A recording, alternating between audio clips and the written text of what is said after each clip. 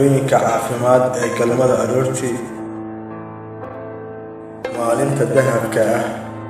Samaynta galmada subaxii waxay ku siinaysaa niyad sami degan, firfircooni, xasil, feejignaan iyo hindiso, waxayna ka imaanaysaa samaynta galmada subaxii oo sii deynaysa hormoonka oxytocin oo loogu yeero hormoonka dareen wanaagga.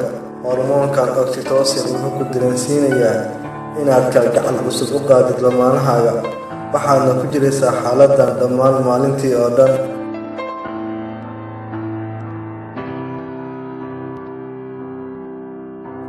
Khataraha wadnaha.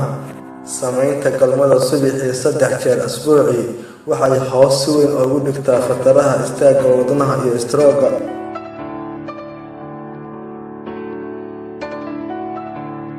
Ifka wejiga iyo timaha. Galmada subaxii waxaa la ogyahay inuu yahay qurxiyo dabiici ah, wuxuu ka dhigayaa timaha iyo wejiga kuwo ifaya, maxaa yeelay waxaa badanaya soo saarka hormoonada estrogen iyo kuwo kale oo maqaarka lagama maarmaan u ah.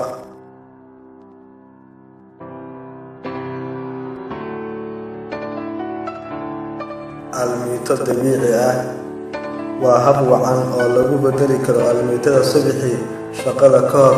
Daraasad la sameeyay ayaa lagu xaqiijiyay 1 saac oo galmada subaxii ah inay gubayso ugu yaraan 4 kalooris daqiiqadii, ninka haweeneydana 3 kalooris daqiiqadii.